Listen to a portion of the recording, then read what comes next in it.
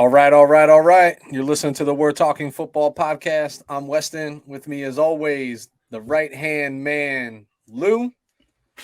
Ooh. Little Shooter McGavin A right little there. shooter. Listen, you're now tasked with this order, right? Like this tall order of week over week, you got to come up with something a little bit different visually. It gives me the most anxiety ever on a Wednesday night. Like, what am I going to pull out of my ass? Because frankly, I don't know what I'm doing half the time.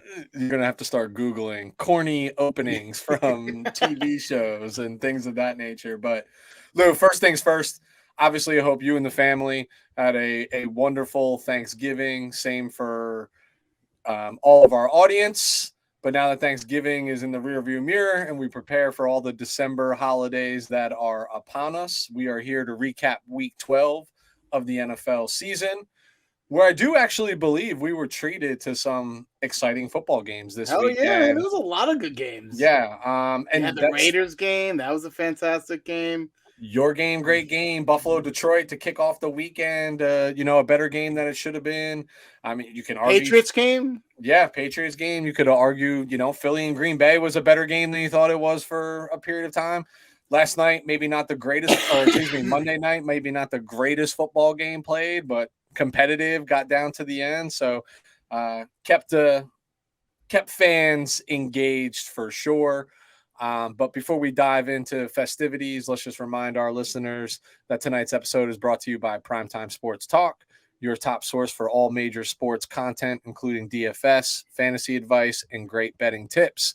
Be sure to head to primetimesportstalk.com to check out their in-depth analysis, exclusive content, fascinating interviews, and explore the rest of their amazing podcast family. Again, that's primetimesportstalk.com, your go-to for sports content. Lou, while we're on the appropriate subject matter, where can the audience find us? They can find us on Twitter and Instagram at WTF Pod NFL. Like our stuff, retweet our stuff, show some love. And Weston, as always, share the YouTube. We're Talking Football, nice and easy. I'm going to give an extra special plug to Mr. Lou Guarini. Follow him on Twitter at Lugerini. Why are you saying that, Weston? Why are you telling people to follow me? Because you know what just happened this past week, don't you? I do, and I have a front row seat to it. Why don't you educate the listeners on what happened this past week? I'm going to, but this is twofold. Partly one, because I am the worst co-host in the existence of this when it comes to plugging media and content. Yeah, I mean, listen, I'm the first to admit it. My wife and I were talking about New Year's resolutions, and I was like, I'm going to be more active in this regard. I owe it to Lou. Dude, if I'm more active on Twitter, I might get canceled. Yeah, I'm waiting for me to tweet at Elon Musk to bail my guy out of Twitter jail. I thought there was free speech. No, yeah, no. We're in a safe place here, the circle of trust. Not if you're bad mouthing. Not if you badmouth Tua Tagovailoa and so go ahead, you Wes, are yes. singing praises to one Justin Herbert. So we talked about it in the show last week. Talked about like this praise of like Tua just being celebrated, and that wins are a quarterback stat, and because of that, Tua is a better quarterback than Justin Herbert, which is all just like smoke. See, that's the problem right there. It's like that people, in order to praise one quarterback, they got to put down the other quarterback. Yeah, and which I don't subscribe to. Right, I'm not big on putting. But you got no dog in this fight, so I don't.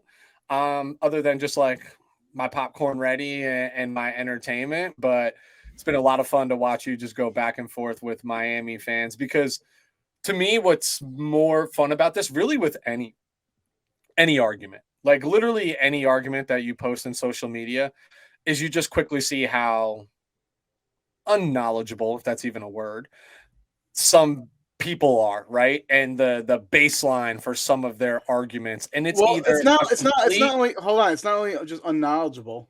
It's also, you can see who plagiarizes unoriginal thoughts.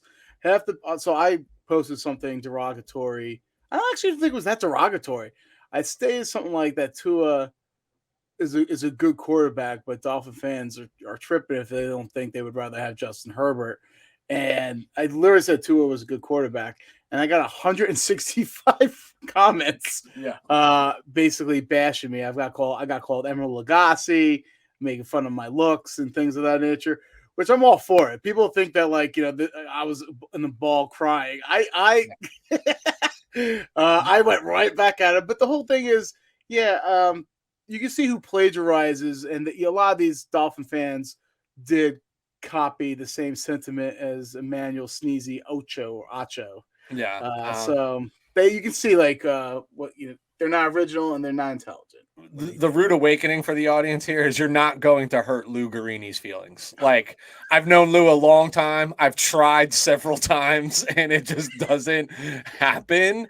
It's just a fact, right? So like I know firsthand, and I hope this doesn't slow down the commentary, but he welcomes that commentary and he will come up with something more creative to come back to you. So like if you make it personal, he will make it personal in return. And I promise his return service will hurt more than the original service. It's just the way that it is. Just to give our listeners some feedback or like some background on me, I once got in a brutal Twitter war with Lenny Dykstra. Brutal. I'm talking about like he made fun of my weight and everything. Like I was gonna curl up because I'm fat, right? But I called him, a drug addict, has been guy that's living in the past and the like stonewashed jeans wearing motherfucker type shit. Like, dude, I went at it hardcore with him, all while I was waiting in the doctor's office for my gout. So like,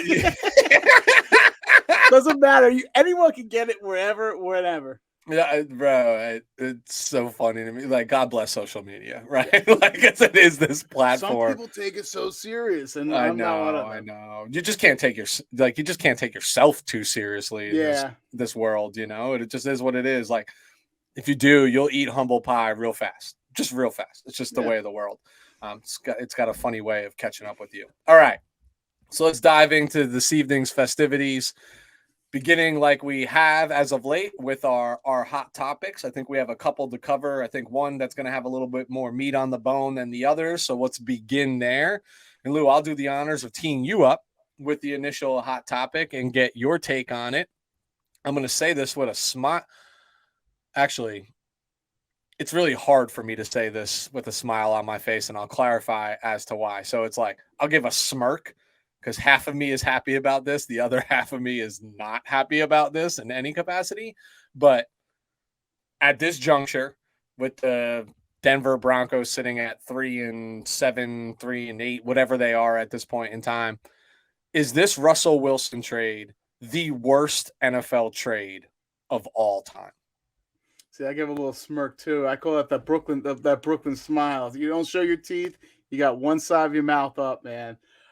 Is this Russell Wilson trade one of the worst trade? No, not one of the worst of all time. All right, so let's tackle it, right? Let's see. Let's revisit who got what. So Seattle got Noah Fant, Shelby Harris, Drew Lock, 2 first-round picks, which was the number 9 overall, Charles Cross, who they selected this past draft, and next year's, which is I think another top 10 pick. Top 5 right now. Top 5 right now. So they're going to have 2 top 10 picks, first-round picks within 2 years from the Denver Broncos. And they're also having 2 second-round picks as well. So it was the 40th overall pick this past draft where the Seahawks drafted Boye Mafe, and they have next year's 2023 second-round pick. And they get a 2022 fifth-round pick. It's a lot. So what is that? That's 3 players, 3 players, 5 picks. That's a lot. And Denver got Russell Wilson in a 2022 4th-round pick. See, I think I did a little research here, and it's close. When you want to compare trades, the one that comes to mind to the forefront of is the Herschel Walker trade, right? That has to be the first one because it's basically, I think Dallas got like numerous players and 6 draft picks. And this is what like really catapulted the Dallas Cowboys into that dynasty in the 90s, where they were able to draft Emmitt Smith, Russell Maryland, Alvin Harper, Darren Woodson, these household names, right? And the Vikings got a 27-year-old. So they gave 6 draft picks away, and they got a 27-year-old Herschel Walker, who only lasted 2.5 seasons with the Minnesota Vikings, and I only think he never ran for 1,000 yards after that trade. So that's the trade. There are other trades I have down here, but that's the trade that's really competing against this Denver Bronco trade. Yeah. I think when you factor in, I think what people might think that the Russell Wilson trade is the worst of all time is when you factor in the new deal that he got. I think that's what's getting people there. That's what the knee jerk reaction. When you factor in that not only did they get 5 draft picks and 3 players, right? But they also gave Russell Wilson a 5-year, $245 million deal with $165 million guaranteed. I think that is what's getting people saying that this is the worst trade. But that damn Cowboys Vikings trade back in, I think, like what, like, was it, I don't know, 90, 89, 89? 88, I think. It was 89, but I think it's 88 or 9, whatever. Regardless, that's pretty damn close.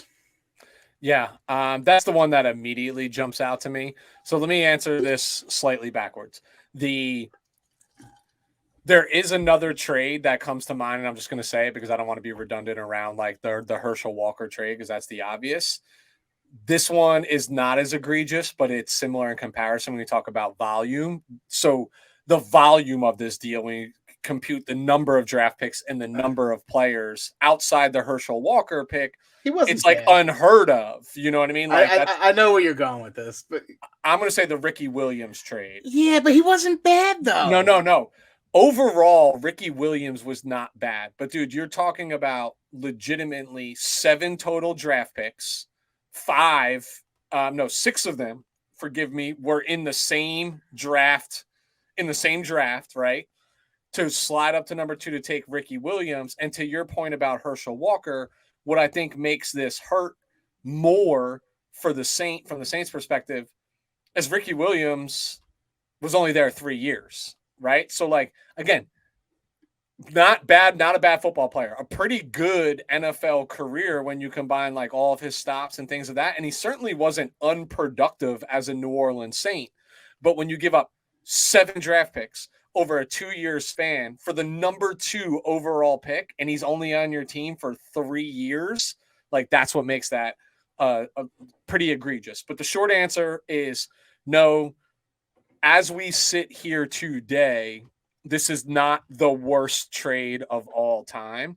And the reason why I reserve the right to change my opinion in 2 or 3 years when I have to see outcomes, right? Mm-hmm. Like, hey, for all we know, Denver gets rid of Hackett and all of a sudden they right the ship next year. You know what I'm saying? And you're not even thinking twice about it.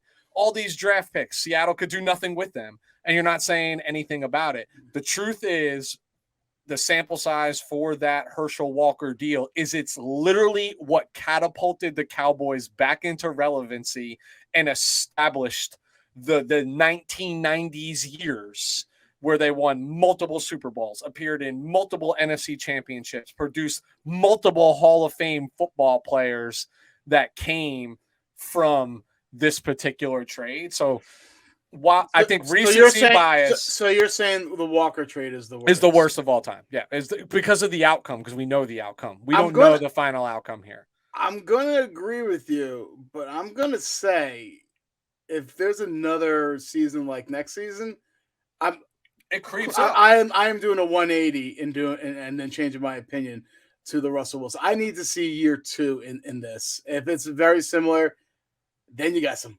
really major problems. Yeah, I mean, listen, at the end of the day, the only reason why you know the Herschel Walker one is because you know the outcome, right? Like, you know how Dallas capitalized with that. If Seattle doesn't capitalize with their picks, right, and turn this around, I'm not looking at it like that. You're looking at it from a one-sided view from Denver's perspective. Exactly. So if Seattle doesn't, that's on Seattle, right? But if Denver, who we said on this show before, though, they're a quarterback away, have we not? Because they were such a talented. So if they strike out and also give them this amount of money to Russell Wilson, I think it's not just the acquisition of Wilson, it's also the contract in itself. So I do think it would be. I think the Russell Wilson trade would be the worst for the Denver Broncos. See, what I think to me even further tilts the scales to the Herschel Walker deal is Now, I know this was a different time, right? Where running backs were Yeah. highly coveted and they're certainly devalued now, but it's still just that, right? Like a running back for all of those people. At least here for Denver, like, yes, we all said they were a quarterback away. That's not just us, that's everybody. And you know what? They pushed their chips all in to go be aggressive. So I don't fault the maneuver, right? Like in any capacity. So like it feels less perplexing as to the why you make this trade. Where Herschel, I mean, like, Man, you're thinking in the moment. You started on the right track there. Running backs were essential to build a team back in the day. You had all these running backs getting drafted early: Emmitt Smith, Barry Sanders, Dickerson. You had all these; they were essential. They would always go within the top 10 picks. So they were kind of like where wide receivers are nowadays. You know what I'm saying? So you're looking at it from today's view, but you can't. Back then, everyone thought you needed that dominant running back. I will say this though. but listen, real Okay. quick, dude. But in going back and looking at it, I mean, he legitimately his 1988 season. So 89 was the year that it was the trade happened mid-season. He did 1,500 yards. Right before that, it was sub 900. Before that, it was sub 800. So, like, again, nothing out there that says like this guy's the end all be all that warrants that. It's not Bo Jackson you were trading for. Yeah, you know what I mean? Like, is the way that I look at it. So again, I need to see more of the outcome. This is why I said I say it with half a smile, because like on paper, when I find out that my rival over the last 11 years gets rid of their cog, right, and gets rid of Russell Wilson, who's the 49ers killer, on paper, you're like, see ya, good riddance, get out of my division. Now, all of a sudden, they show that they can still hang around a little bit and have found some competent ways and change their philosophy. And you backload them with all these picks and get on top of their own picks to get them back in order. Like the ship writes itself a lot faster than you would anticipate when you lose a player like Russell Wilson from your locker room. Really, and once again, another trade that came to my mind too, which maybe not as close, but I think it has to be mentioned here. What about the Dallas Cowboys and Detroit Lions, where Detroit sent off Roy Williams? Yeah. Because back in that time frame, Jerry Jones was obsessed. He wanted Randy Moss. He wanted to draft Randy Moss so bad. Yep. So back in that day, he wasn't able to, right? And he always found himself kicking himself in the ass for not drafting Randy Moss. He always was looking for that type of playmaker to replace, Michael Irvin and what have you. Like he wanted to go back in the old days. So he approached Detroit and gave Detroit Lions a first, a third, and a sixth for Roy Williams. Where Roy Williams with the Cowboys never had 1,000-yard season receiving. So that's pretty damn bad too. You're giving 3 draft picks to a guy that could not average 65 yards a game. Yeah. Listen, there's been a lot of fleecings in the NFL for trades, right? Like, listen, the Pats got Randy Moss for a 4th rounder from Oakland. And what did Randy Moss turn around and do? And just go ahead and break Jerry Rice's single season touchdown record. Arizona, DeAndre Hopkins. Yep. For David Johnson. For David Johnson. You know what I mean? Like there's been fleecings, but there's only one trade that has the exact characteristics and similarity in terms of players, picks, combination, and the volume of it, and it's the Herschel Walker trade. Yeah, if we're doing a Mount Rushmore, it's Herschel Walker, and I'm going to say we're approaching Russell Wilson status, and you could probably throw in the Dallas Cowboys one there too. Yeah, listen, it's close, and it might surpass it when you consider the contract and things of that nature, how long his tenure is there. But you probably need another 2 to 3 years to make the final judgment call on that to see. Not me. I just need one more year.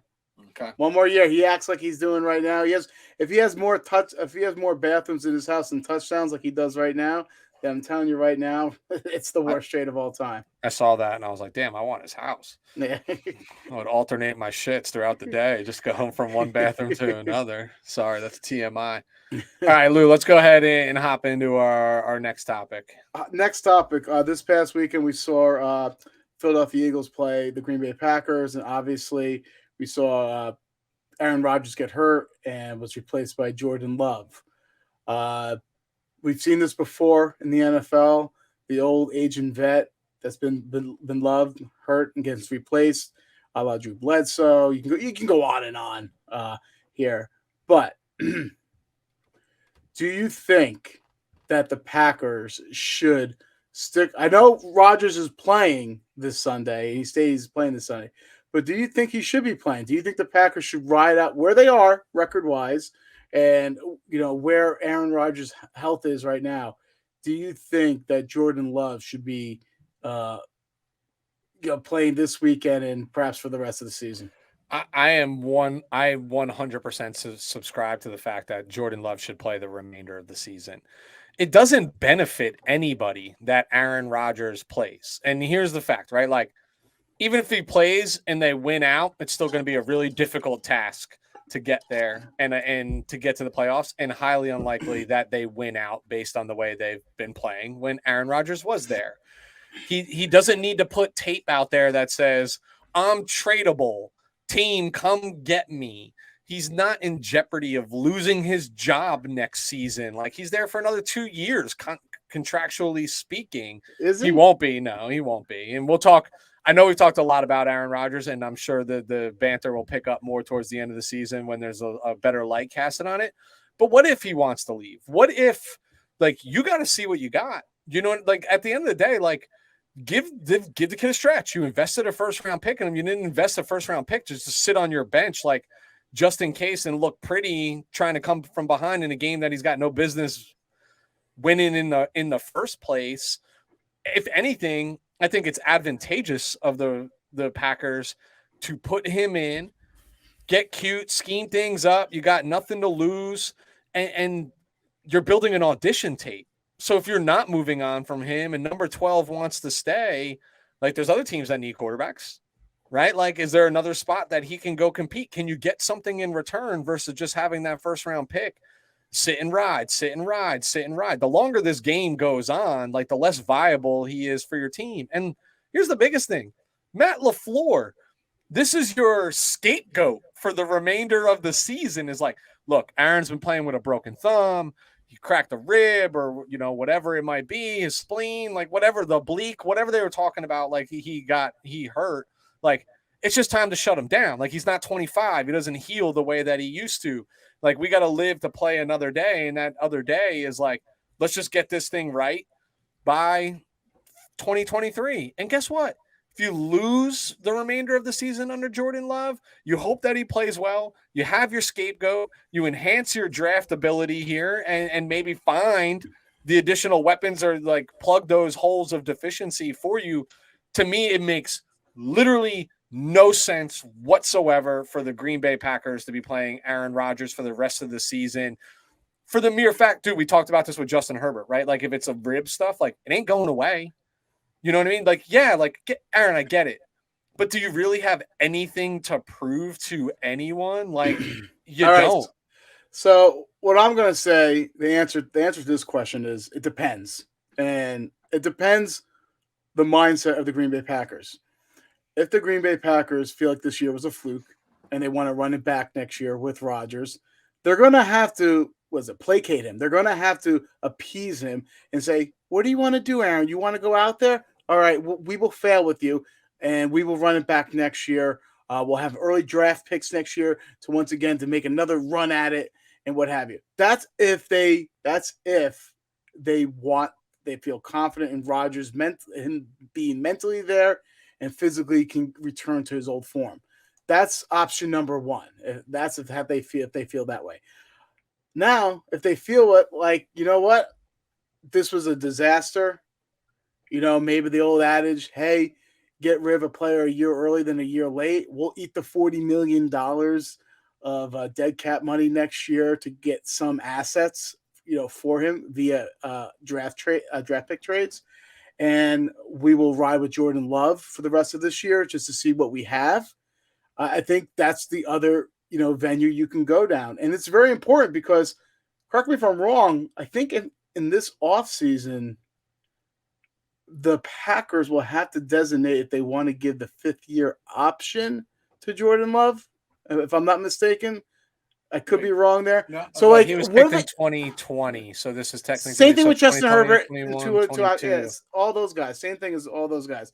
So I think you got to do it the year before. Yeah, so next, like the start of next season, they have to do it. So like you kind of have to see, like, hey, what are we gonna do with the 5th-year option if we don't know with Jordan Love? So it all depends where their mindset is. I gotta be honest with you, dude. I don't think like the mindset shouldn't even like. What I guess I'm having a hard time grasping is why is the mindset anything other than Aaron? Like, you're our guy. You know what I mean? Like, let's let some of these young bucks go out, play. Like, if I'm Aaron Rodgers, like, because Aaron Rodgers was mentored by another selfish prick into Brett Favre, and he's become one himself. You're thinking like a normal, rational person, where he's like, I don't want no young buck. And you're not wrong. Listen, I'm not wrong. But the young buck ain't going to replace him. Like, he's not. He should not be worried about his job. It doesn't matter. The same thing happened with Phillip Rivers. When Rivers, the reason why they drafted Mike Williams over, some of the quarterbacks, in that draft class, they could have gotten Mahomes, they could have got Watson, because Rivers literally told behind closed doors manager, I'm not teaching my replacement. That's not my job. And you've seen it too with Tannehill. So there comes egos.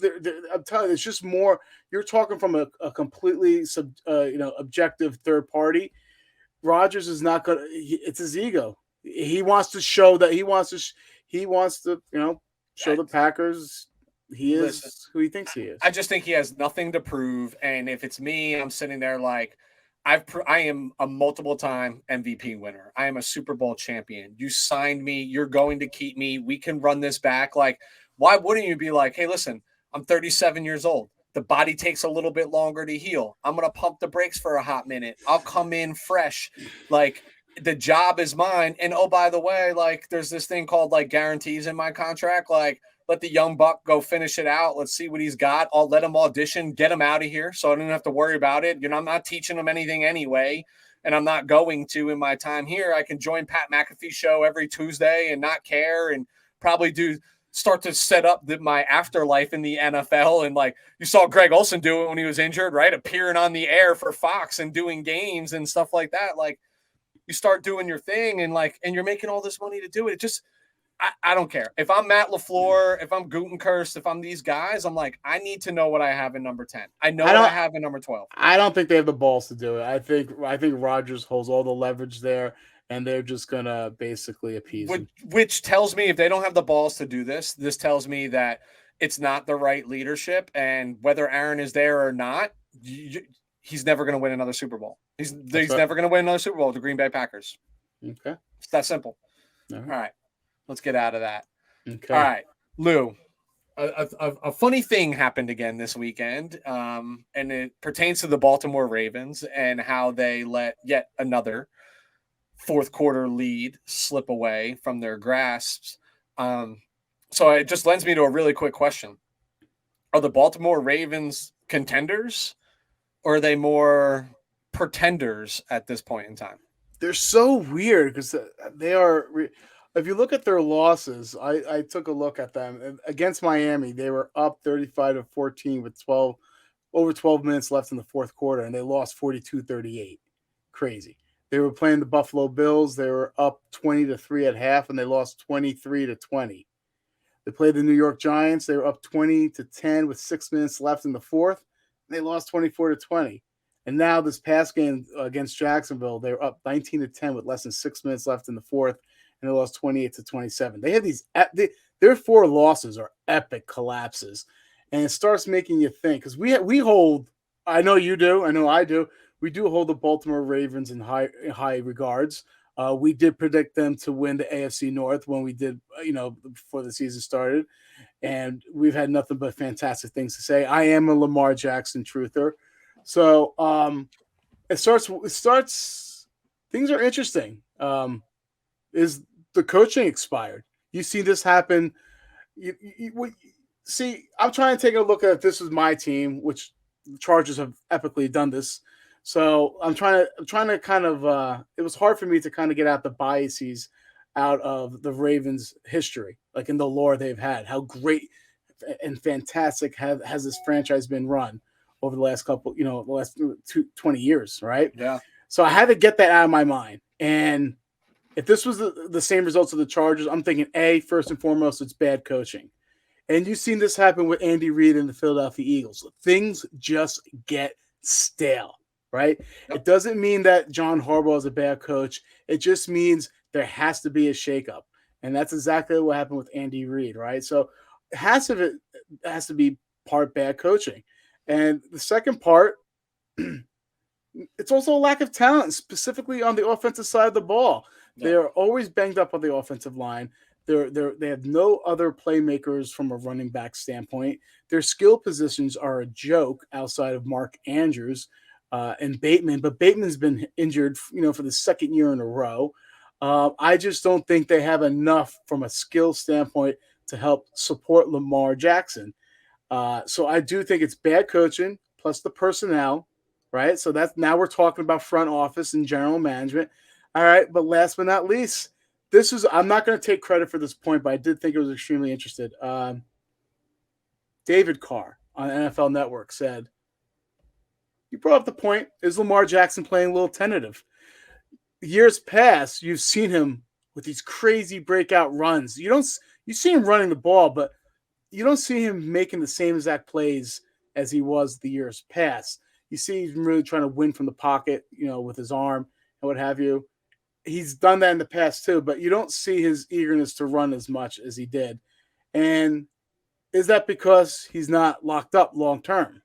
Is this more like I'm not putting my body in jeopardy to lose money on my next deal? Like I said, this is complete speculation. But I do feel like there's all three of these things are the perfect storm of why the high ups and the the low lows of the Baltimore Ravens. So long winded, I still think they're contenders for the mere fact they have that experience, but I don't think they're going to go as far as I thought they would in the playoffs. Yeah. You're gonna love this politician response from me. I am not. I am not label. I am not ready to label them as pretenders by any means. You still lead your division, right? Like, end of the day, they are contending. But when I look at the rest of the AFC, they're not contenders right now. And for me, the deficiency is the offensive skill players. I agree with you, like the staleness of the coaching. Like, what's the common theme across all four of their losses so far this year? Our second half / fourth quarter meltdowns. Now, against three of those teams, three of those four are playoff teams from where we sit right now, right? So you got Buffalo, Miami, Giants. The jury's still out on Big Blue. We know that, but we know Miami's going to be in the playoffs, and I am quite confident Buffalo's going to be in the playoffs, right? I think so. I noticed what you're saying, like the tentativeness around Lamar and his play, but I've seen this happen before, and it happens all too often in all sports. Is more often than not, fourth quarter collapses are directly related to playing to not lose the game versus playing to win the game. Like, hey, you're up 20-3 against Buffalo. Why aren't you just rinse and repeat in what you did in the first half, right? Like, you're up 21 points in the fourth quarter against Miami. Like, again, why are we getting into like the conservative play and causing 3 and outs and just not doing the same things? And dude, this happens all the time, bro. I can't tell you if I had a knock on Kyle Shanahan, it's one of those, right? Where he's up in the fourth quarter, and why his fourth quarter record's not good is because nobody plays to not lose. I think more than we do versus just keeping your foot on the gas. You just go on cruise control. Yeah, and to me, that's the staleness that I see, and I think it is coaching. Now, what still hedging my bet and still keeping them, towards a contender is I still have faith in number 8 that when the chips are on the line, if he needs to make a play, he's plenty capable of making that play. I don't doubt that. And I think of experience, specifically the head coach, right, who has seen this book before, understands like the ups and downs and trials and tribulations of an NFL season. So if I trust anybody to have my team prepared come essentially the fourth quarter of the season, which is what we're beginning to enter right now, I like Harbaugh. And at the end of the day, like, yeah, I know you're tied with the Bengals record wise, but you have the edge and you are, first place in your division. Not a bad place to be as you're trying to figure out some of those woes. But when push comes to shove and they get into the playoffs and they got to compete against the Chiefs and the Bills and the Dolphins, they just don't have the offensive firepower that those teams have. Yeah, and their defense is not as stacked as Baltimore defenses of the past. Well, they did lose Wink Martindale, which was a genius. Look what he's doing with the Giants squad on the defense, right? They don't have that much talent on that defensive side. Arguably the best defensive coordinator in football for a long time. Yeah, no, he's fantastic. But yeah, it's interesting, and you might want to pin this or earmark this or whatever. Wouldn't be shocked if Harbaugh after this year only plays one more, coaches one more year of the Ravens, then leaves and takes a break and then comes back to the NFL a year or two later. I think he does like a Sean Payton type of thing. Yeah. I wouldn't be shocked at all. Book it, cut it up, save the clip. Man, and stamp it. I look real smart if that happened, though, right? Receipts, brother. All about receipts, keeping them. So. All right, Lou. Let's get into our hometown takes here. Exciting game that your Los Angeles Chargers played in. Maybe for you, but when you're going through that, it's gut-wrenching. Bro, the cardiac kids, this is the way that they've been as of late throughout this season.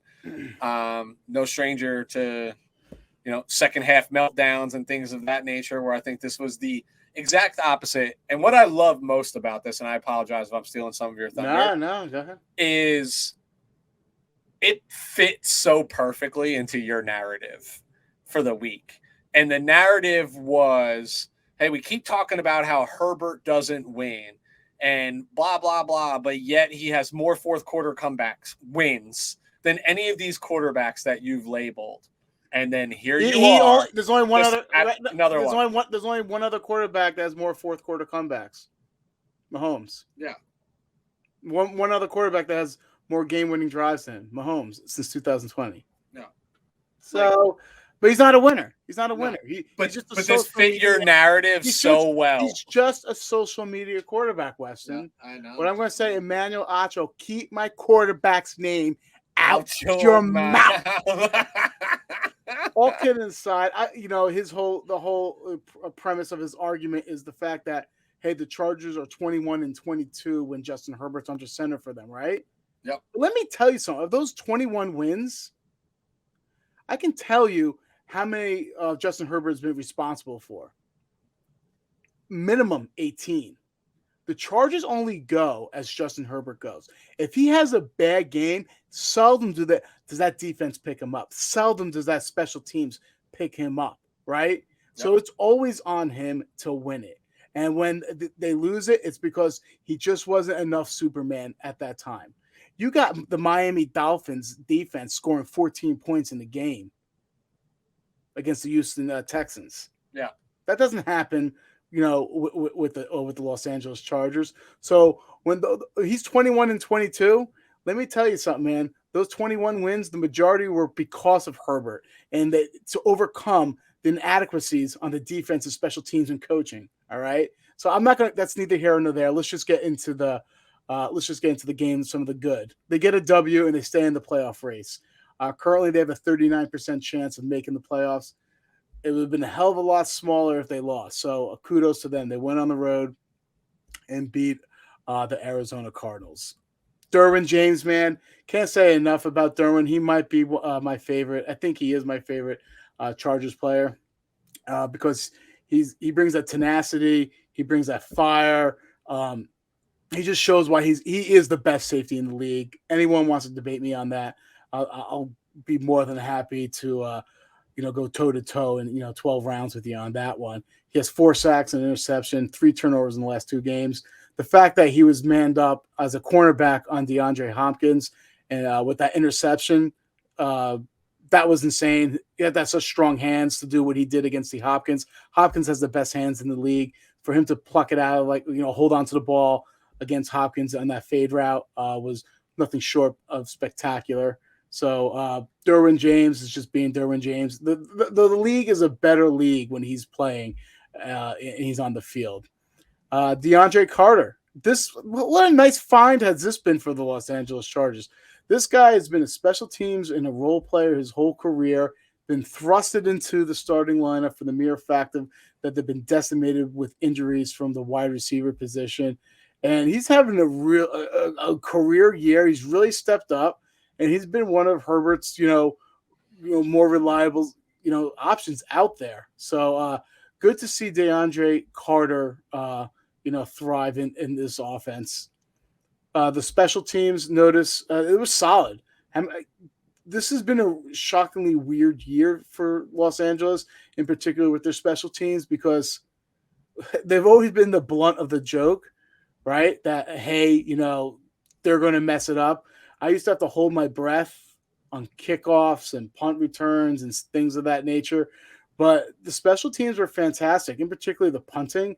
J.K. Scott really pinned them back, and which was really huge in the fourth quarter, because that leads me to my next good that I saw in this game was situational football. Listen, the Chargers played a classic game where I call it the original Steve McNair type of play.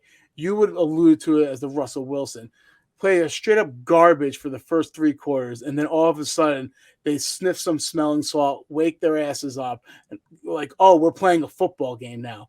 So the situation of football was fantastic due to the special teams, pinning the Arizona Cardinals back late in the fourth quarter with 6 minutes left 3 times, right? And in that fourth quarter, during that time, the Chargers allowed 16 yards on 3 drives for 3 and outs, and that's how they were able to come back and win the game. So kudos. That is pretty much all I have from a positive standpoint after watching that game. We go to the bad. First and foremost, I had to go to the doctor because my blood pressure was so high, so I had to get my prescription refilled. So that cost me a little money. That was part of the bad right there.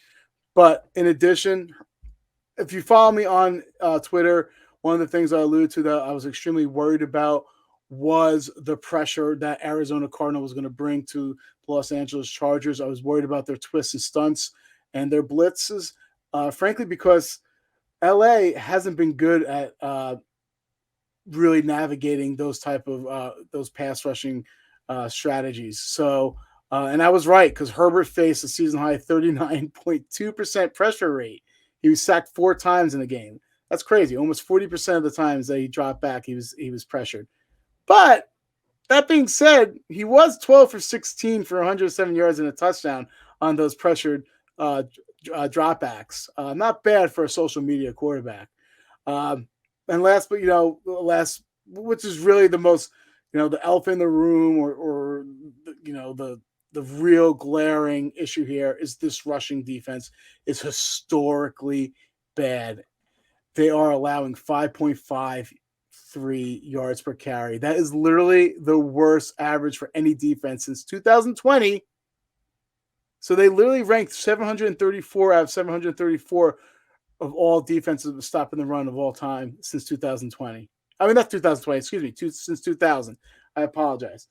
So this is where I'm starting to get worried. You can't win games like that. You cannot win games like that. And it's one of the most frustrating things to watch. You slowly getting gutted play after play, knowing there's nothing. If you put 12 guys in that defense, they ain't stopping them. They still ain't stopping the run. And it's a shame. I think it's just so obvious they need Joey Bosa back, right? Like, and he ain't coming back. They just said it's going to be a while.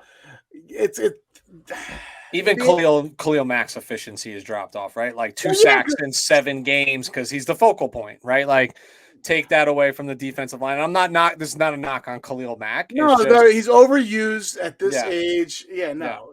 Yeah. And Bosa is a Bosa. Like, he can play the run. He can rush the passer, right? Like, he's a complete defensive end. Here's a funny stat. Bosa only played the first 2 games. The amount of rushing yards they gave up the first 2 games was under 100 yards each game. Yeah. And you're saying, how can one guy do so much? Bosa, what makes him one of the best defensive ends, not an edge rusher. Edge rusher is your TJ Watts, your Nick Bosa's, your your Parsons.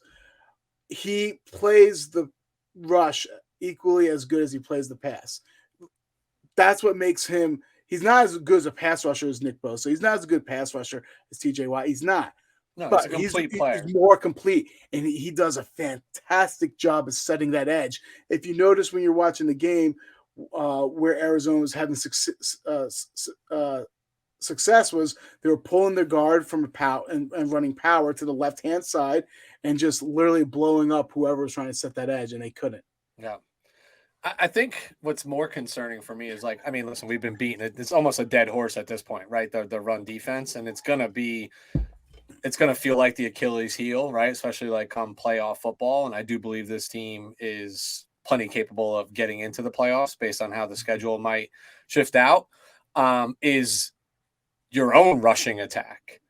You know, another week where your quarterback, cracked ribs and all, is leading your team in rushing. That's not good. No, that's not good. I don't remember what the final stats were like in the stat line, but I know he had 38 yards rushing. Yeah, and I think he was better than anybody else by like 18 or 19 yards, right? Like, it wasn't like a 1 yard difference between him and Eckler. It just wasn't. And I get it. They threw the ball 47, 48 times, right? Like, and that's game flow and whatnot. But, like, I just think you expect more, just a little bit more balance is ideally what I think they're looking for. But here's the good. The good is, and you hear this slogan from me all the time, and at this point of the year, it's all true, especially when you look at record.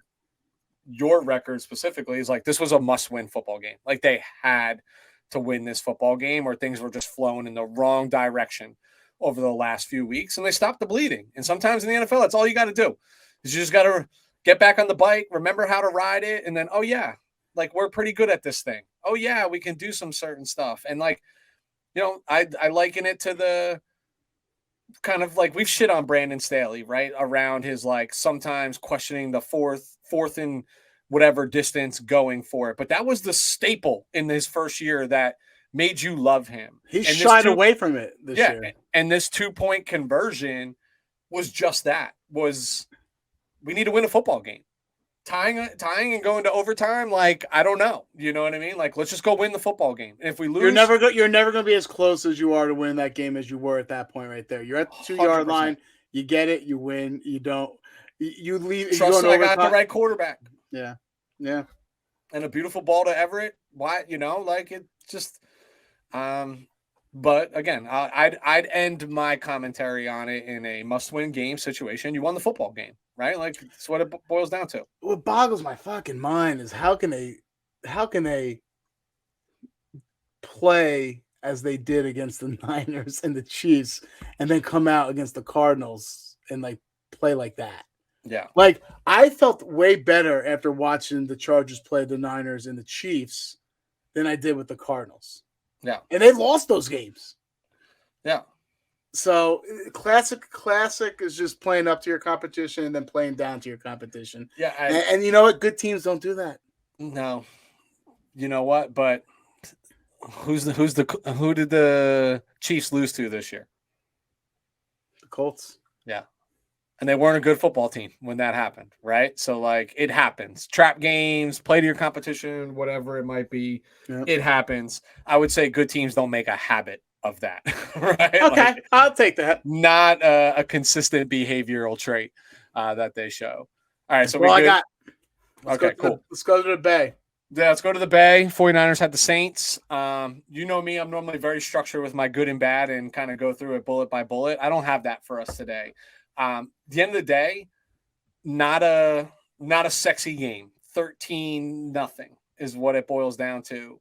I think the overreaction to the game is going to be, why isn't this 49er offense gelling? Why isn't gelling? Why isn't gelling? Especially coming off the performance where everything worked against the Arizona Cardinals, right? And you beat your division rival by 28 points to be 13-0.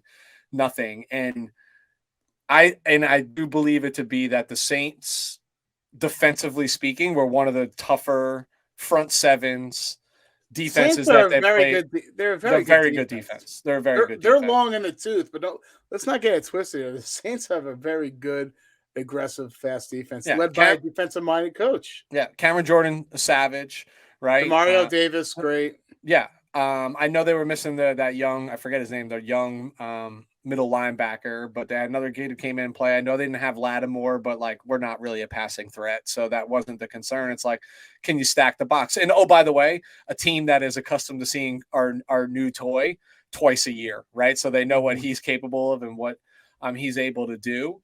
I think some of the bad, like, I too have like concerns around why the offense wasn't gelling as much. And the truth is normally I can point to like plays that were left on the field.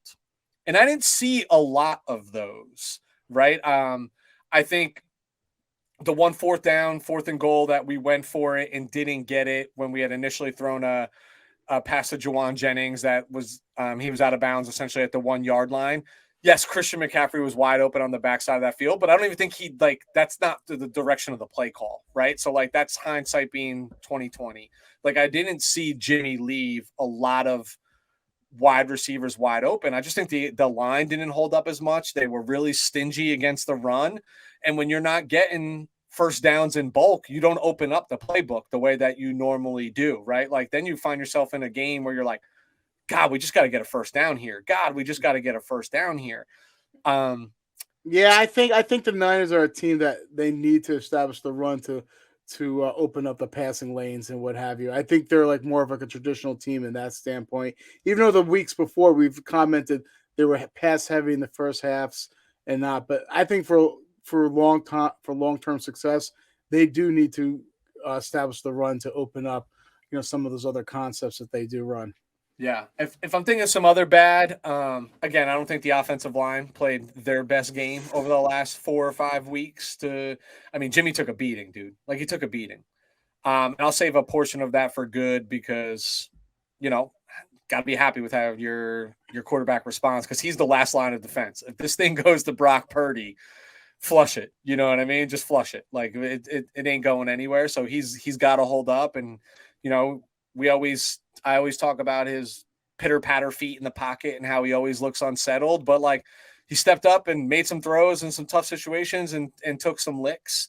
I think another negative obvious thing here is Elijah Mitchell having to hang it up for another 6 to 8 weeks. Both of your backs dinged up now. Yeah. I don't know what's the word they're using for McCaffrey. Knee, was it knee? Hold on. Once you start having like lawyer talk, it's not good. Yeah. Hold on, it's right here. Knee irritation. Knee irritation. That's what it is. That's not a medical term, by the way. But either way, with a guy who's they're trying to keep shit under the wraps there. Yeah. What is it? Tendonitis? Who knows? I mean, listen, he finished the game, right? And they talked about it during the game, but like certainly wasn't productive by any means towards the end of the game. So the injuries are concerning, especially now where you're like much thinner, especially with the departure of Jeff Wilson Jr., who was always like the insurance policy. Obviously that's concerning. And honestly, what's more concerning, and I'll talk about how well the defense played in just a second. I'm going to give credit where credit is due. Andy Dalton played a hell of a football game. And I doubt you watched this game the way that I watched it, right? Like you probably highlights and went back and probably a similar fashion as to how I was able to watch the Chargers this week, right? Like normally I try to go back and watch them through like my app because I can watch the whole game in 30 minutes. Didn't get the opportunity this week to do that. But Andy Dalton played one hell of a football game. He was hitting wide receivers in their fucking face mask, right? Like with the ball, like pinpoint money. Like sometimes like guys got to make a play. I think the 49ers were bailed out a couple times. I still don't know what a catch is in the NFL. Proven to me by this Chris Olave catch that when Shanahan was challenging, I was like, what the hell's going on? That's not a fumble. Like his arm was down first, and then all of a sudden, whatever official that now sits in the booth that has no idea what they're talking about because they're like the worst and adding in their 2 cents. They just back the referee in the call on the field. Like that's what they always do. They never question anything. Like, actually, this is, I don't know, it's a complete pass. I'm like, I saw 4 steps, let alone 3, right? And you're going to tell me this is an incomplete pass? Like, hey, it worked out in our favor. The Jawan Jennings touchdown catch, right before half, like, Tyrann Mathieu made a hell of a play.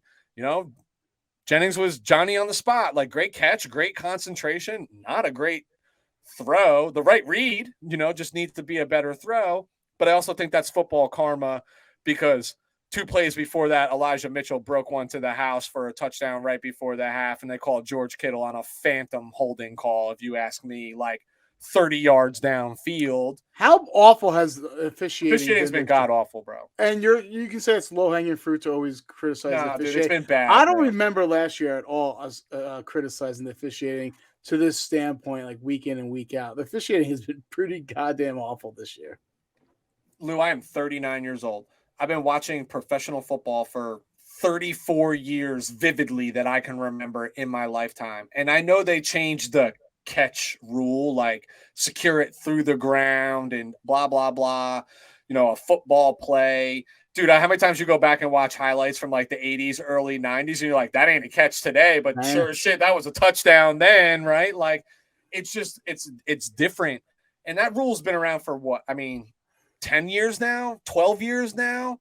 It all started with Calvin Johnson and playing the Bears and that back of the end zone catch, which to me, by even the own definition of the rule, that's a touchdown, right? You just have to possess it and cross the line in the end zone. That's the way they evaluate it. But like, I still don't know what constitutes a catch in the NFL, and it's mind-boggling. So that's some of the bad, like, okay, the good. Hey, you shut out your opponent. Only 4 teams have been shut out this entire season, right? Through 12 weeks of football. Like, it's not a bad thing.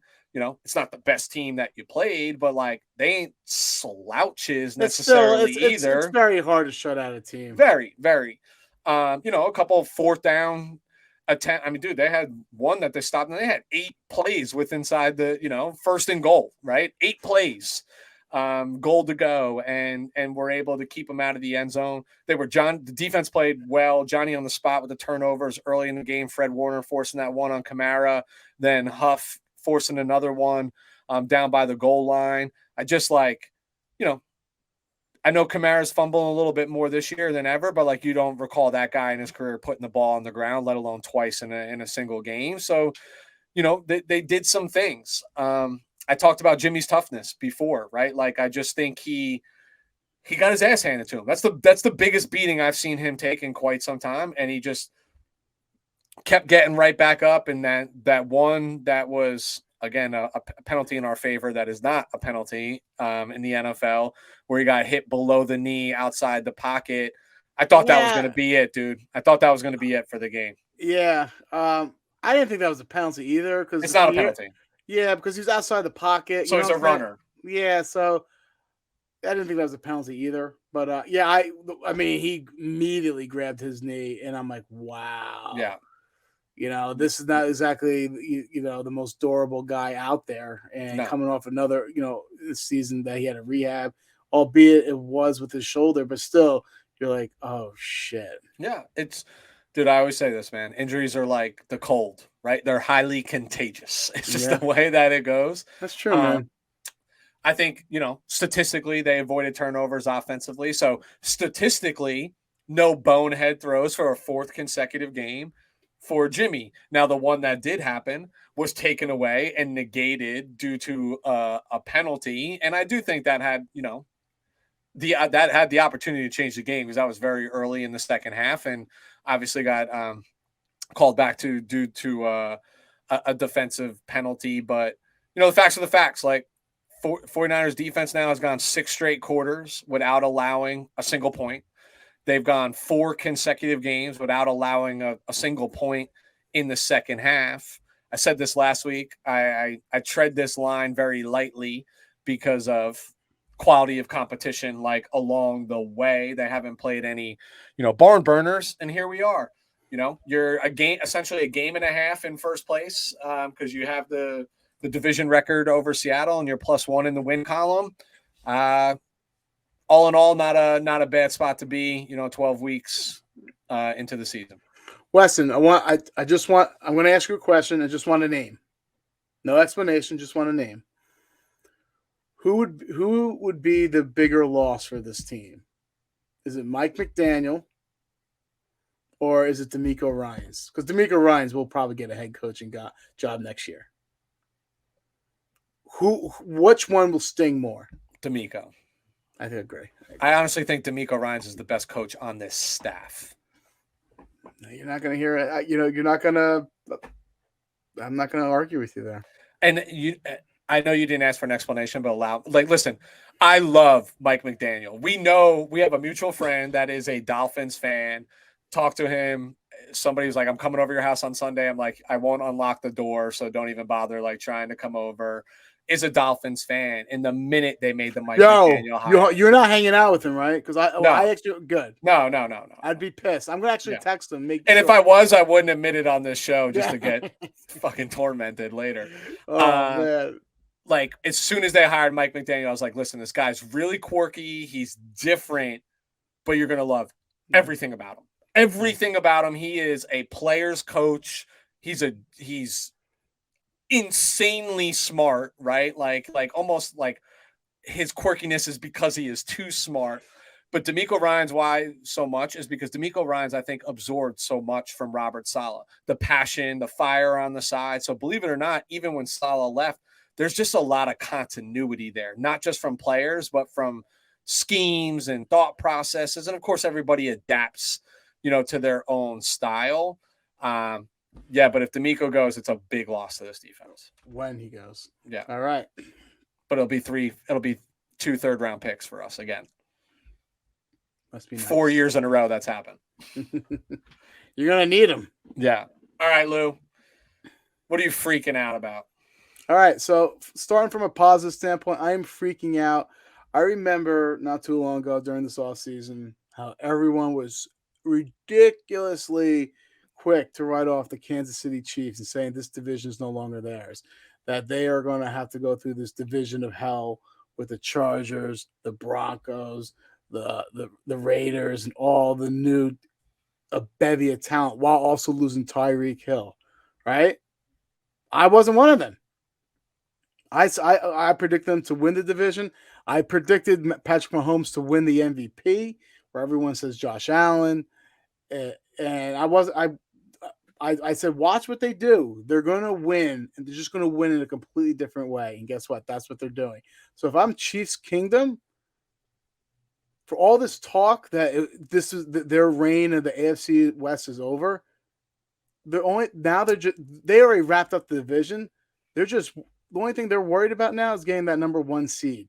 So you have to be thrilled if I'm the Kansas City Chiefs and the Chiefs fans. Because once again, it's just business as usual, and there's nothing to worry about a division anymore. You're just worrying about the 1 seed. And if that's your biggest problem as a NFL football fan, then guess what? You got it pretty damn good. So the Kansas City Chiefs should be freaking out in a positive way. Yeah, and their schedule is pretty favorable. I mean, they have this week against the Bengals, not going to be easy sledding, right? Like Bengals beat them in the AFC Championship last year. Outside of that, they have the Broncos twice, the Raiders, the Texans, and the Seahawks intermixed in there. But that's fine because they already went through their hell. They had a difficult, so they're going to win like 14 games. Yeah, that's crazy to think. I agree with you. Like, I thought Tyreek Hill loss was going to loom larger than it has, but shame on me because we saw a sample size of this the second half of the year for the Kansas City Chiefs last year where they just changed their style. It wasn't about they took the chunk plays when they came, but they weren't dialing up the chunk plays, right? They were dialing up 13, 14, 15, 16 play 7, 8, 9, 10-minute drives, which has not been a staple of the Patrick Mahomes led Kansas City Chiefs. That's what they had to do with Alex Smith and did it well, but totally different skill set, totally different players within that offense. But yeah, man. I mean, how do you look at this team right now and say that they're not the odds-on favorite to win the Super Bowl this year? My opinion, they're the best team in the NFL. Yeah, which would make them the odds-on favorite to win the Super Bowl, Yeah. right? Like, now we've seen this before. Anything can happen, right? Of course. So we'll stay tightly tuned to that. Lou, part of the reason why I didn't go so far into the 49ers here is because if I'm a 49ers fan, I'm freaking out. And I'm freaking out not positively, not negatively, just with excitement rolling into this week. It's rivalry week. You have the 49ers of the South, a la the Miami Dolphins, rolling into Levi's in what should be a very enticing game this weekend. You know, the Niners have won 4 straight after that Seattle loss in overtime to Las Vegas. You know, now you got that game buffer, you know, before you see each other in 2 weeks and you're in sole possession of first place. So, like, you should be riding high. We just talked about how the defenses, you know, pitched 4 consecutive second half shutouts, haven't given up a point. Like, you know, there's things to be excited about. There's things to be cautious about. But ultimately, like, this is, I think, the matchup that you're waiting for. This is unequivocally the biggest challenge that they've had over the last 5 weeks since Kansas City came to town in terms of like a pure skill set. So all those things that you're excited about as a 49er fan, and then walks in Mike McDaniel, Shanahan protege, Raheem Mostert, you know, 49er legend, Jeff Wilson, El Jefe, a fan favorite, Trent Sherfield, having himself a bit of a year in Miami, more his best year of his professional career. River Craycraft. I don't even know if you know these names, but these are all. River Craycraft sounds like a guy that you would draft in Madden in your like year 5 of your dynasty. Dude, River Craycraft having himself a year in Miami, like low key in that passing game. And then, of course, accompanying them are Tua Tagovailoa, Jalen Waddle, and Tyreek Hill. I think it's exciting. It's going to be touted as offense versus defense. And I think where my excitement looms is I'm more worried about the chess match between Mike McDaniel and Kyle Shanahan, because this is not a McVay thing where they've had years separated. McVay, like, yes, was learning under Kyle, but it was never Kyle's team that McVay was learning under. Like, dude, Mike McDaniel was Kyle's right-hand guy while he was essentially running the organization from the sideline. If there's anybody that understands what Kyle wants to do, it's Mike. So how do you get the defense up? Great. Well, his offense went against DeMeco Ryans' defense every day in practice for countless years, right? So, like, it's just all those things almost stack the chip in the chips in Miami's favor, because Kyle's got to go into his bag to pull out something that Mike McDaniel doesn't know about. And to do that, now we got to trust that the players are going to execute, because it's not something that they've seen all the time. And do we have the players to execute right now? So the excitement and buzz around this is also, like, we talked about it before with the Tua Herbert stuff, like 49er fans getting into it with Dolphin fans, and right, like, Tua's the greatest, like, and then comparing every player and trying to say that Teron Armstead, who's probably not even playing in this game, is a better left tackle than Trent Williams. It's like, what planet do you like? Trent Williams might be the best NFL player, like, let alone just left tackle, right? And it's so it's just a lot of buzz. It's a lot of hype. I'm fired up. I'm equal parts nervous. Like, I'll probably watch this game in complete silence because I'll be that, like, paralyzed in the dark watching the game. Yeah, by myself, bro, in the basement of my house. Wow. I just wanted to say that you stole a lot of my fucking thunder for our next segment, but I digress. So I'm freaking out about that. But I do have a negative freaking out with Bills Mafia. Bills, like last year, they're hitting this around this time last year, they're hitting this rough patch, right? they're stumbling, and now they're getting banged up. Deion Dawkins, their starting left tackle, he's out for this week. Von Miller got hurt. They needed that miraculous play by Josh Allen to beat the Detroit Lions. I think that's kind of crazy that game was as close as it was. I know Detroit, is a feisty team, especially on offense, but that defense is pretty damn bad, and it just was a little shocking how pretty much they held that offense in check. So, starting a little worried now because now you have another competition in Miami in that division. You can't fall asleep on the Patriots. Here we are. We thought, it's going to be the Bills and then everyone else.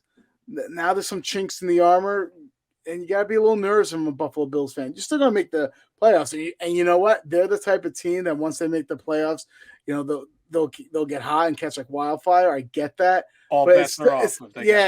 It still doesn't make it easier to digest these last couple of weeks. Yeah, they're just perplexing, right? You know what I mean? Like, it's just not the same team. You're seeing kinks in the armor. And is it kinks or chinks? I don't even know. I say kink because I think of like a kink in like a hose or something like that. And then people are gonna be like, "What's a hose?" I don't. Let's Google it, Lou. That's what we got the internet for. Yeah. So I think it might be chink in the armor. Chink in the armor. Yeah. Bless you, Google.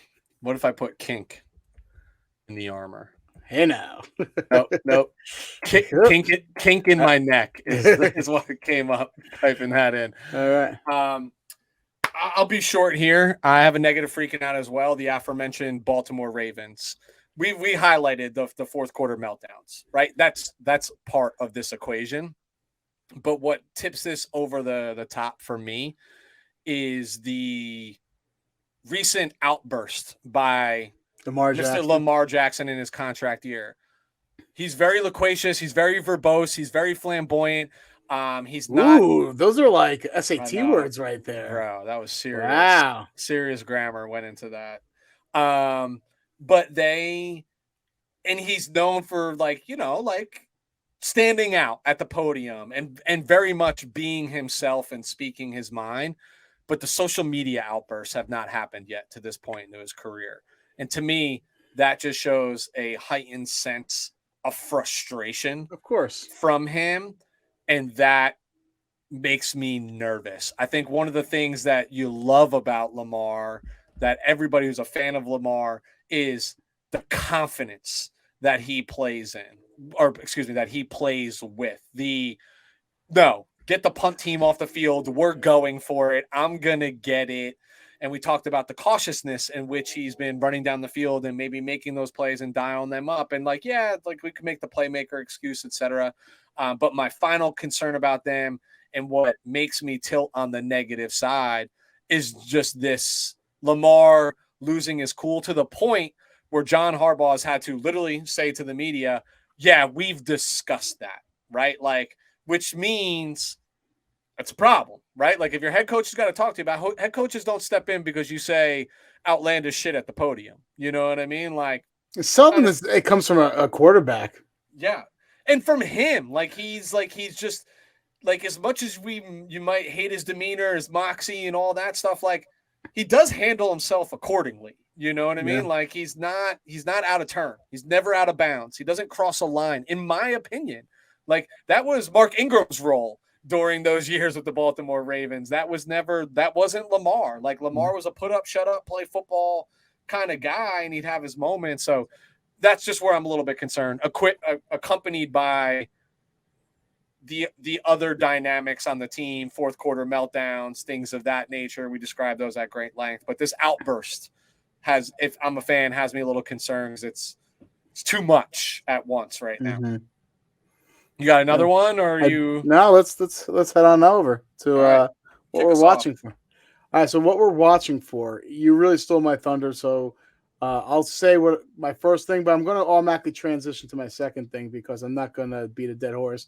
But yeah, my number one thing I'm watching this weekend. By the way, there's a lot of good football this weekend, right? Great football games. A lot of great games. But it is that Dolphins offense in particular versus that Niners defense. it's the old adage, the movable object versus whatever that force type. It's 11:30 Yeah. right now, and Yeah. you're lucky I have both eyes open. So, all kidding aside, though, it is that offense versus that defense. Both have shown absolutely no signs of slowing down. Here you are, you discussed, the 49ers defense shutting down, the New Orleans Saints, shut them out. On the flip side, you just had the Miami Dolphins put up 30 points in the half and didn't have to play any of their starters in the second half. So it'll be real interesting to see which one's going to break. But I digress because we already talked about that. The other thing I'm really talking about is the AFC playoff team race that's going on. It's crazy this week. You got the Bills versus at the Pats, right? A huge game Tomorrow night. Huge games for both teams. You got the Jets at the Vikings, right? You got the Chiefs at the Bengals, huge ramifications there. And then you got the Chargers at the Raiders. The only reason why I'm throwing that in there is because if somehow the Pats and the Jets and the Bengals do falter and the Chargers are victorious, that puts them at the 7th seed then. So we'll go from there. But it's going to be a crazy time in the AFC if all these teams keep on winning. Yeah, do you just want to name every game on the schedule? I mean, you left me nothing there. I didn't talk. You can go into further detail what I was just talking about in general. No, I mean, listen, the AFC arms races is going to be exciting, and I think a component of that, not necessarily, but a playoff team in the picture. Outside the 49ers Dolphins game, the Chiefs Bengals game, I have my eye on this Titans versus Eagles game. Yeah, see, I think I left you some meat on there. I think the Titans represent a formidable challenge when it comes to like, hey, Eagles defense, come stop this run. And over the last 2 weeks, 3 weeks essentially, my confidence in the Philadelphia Eagles is starting to dwindle a little bit. They lost to the Commanders. I thought they played resiliently and tried to make that a game, but they lost. Then you win by 1 point in late heroic fashion over the Indianapolis Colts. And then even this week against an ailing Green Bay Packers, that game was a lot closer. I know it was only a 7-point finish. To me, it was really like a 14-point because some of it was like in garbage time. But dude, in the first half, I mean, the Packers were an extra point away from going in at halftime, leading this football game, playing with supreme confidence on the road. Mm-hmm. So I'm saying that the Philadelphia Eagles are now showing chinks in their armor, getting that saying right, and it's a movable object versus unstoppable force. Yeah, by the way. So I'm excited about that, and I'm gonna play your card here too. The other game, I'm looking at the Giants versus the Commanders. An NFC East division game. The NFC East right now has all 4 teams sitting in playoff standing, and a loss specifically for the Commanders would slide them out, depending upon how other things. A loss from the Giants' perspective against a team that they have to play twice during the back half of the stretch and still have to play Philly twice and Dallas twice. That could spell trouble, right? For a team that's been riding high most of the season, it could be, I don't want to call it disastrous because I already think the season's a win for them, regardless if they win another game or not. But, you're sitting here 12 weeks through the season and Giant fans are like, dude, we're going to be in the playoffs. And that can change really fast. And that not could start so fast. Yeah, and that could start this week. Thanks, Lee Corso, for joining our show. You like that? I do love it. All right. You good on what you're watching? I'm good, man. All right. It's our favorite time. It's schedule time. Lou, not a bad week last week. For week 12. You went 12-4. You went 12-4, and I went 12-4. I thought you did 13-3. No, the only thing. So we both had the Pats game wrong, the Bucks game wrong, the Ravens game wrong, and then I had the Monday night. Yes, and I had the Titans wrong. And you had the Titans Bengals wrong. The one time I picked them to win, they fail me. So we had 2 games different and we swapped them out. So we Yeah. were Okay. 12-4. So on the season, that puts me at 106-74, puts you at 113-67. So you maintain your 7-game lead. All right. Would you like me to? I'll start off and then we'll go every other. Every other, and we'll begin with Thursday night. The Buffalo Bills at the New England Patriots. Knee-jerk reaction. You say the whole, my whole thought process on Thursday is, hey, it's a short week, what have you, but not for Buffalo. Not for Buffalo. Buffalo played last Thursday. They had that time to recoup, so it's a normal week for them from a preparation standpoint. Yep. But not so fast. Not so fast. I'm going Patriots here. Patriots showed me something these last couple of weeks. I think they're more healthy than the Buffalo Bills. Losing Von Miller, Gregory Rousseau, that we have touted that defensive line rotation so much, but now there's a lot of guys missing. It's not exactly the same defense as it was. It's still good, but they're missing a lot of pieces. Von Miller makes a huge difference. Losing their left tackle. I don't like what I saw with Buffalo against the Lions. They've been sputtering a little bit down the stretch. I'm going New England, baby. All right. I'm giving you the chance. You're giving me the chance, and I'm taking it, right? Go ahead. I'm taking the Bills, and I'm taking the Bills because of we know what a disadvantage Thursday night games are, which why we tend to go with the home team on that, who doesn't have to travel. Not only did Buffalo play a week ago, they played a 12:30 game versus an 8:15 game. So I'm going to almost hedge on they have an extra day rest outside of a normal week based on time of the game. And I just think against New England, this is a game, especially with the defensive woes right now, like, Von Miller being out, Rousseau, everything you just talked about, like offense has to get right. They have to take this opportunity against a division rival. I'm going to take Buffalo. Can I make you feel like shit one more time? Yeah, please. Not sure how much you've been following what's going on in Buffalo, but apparently there's a crazy illness.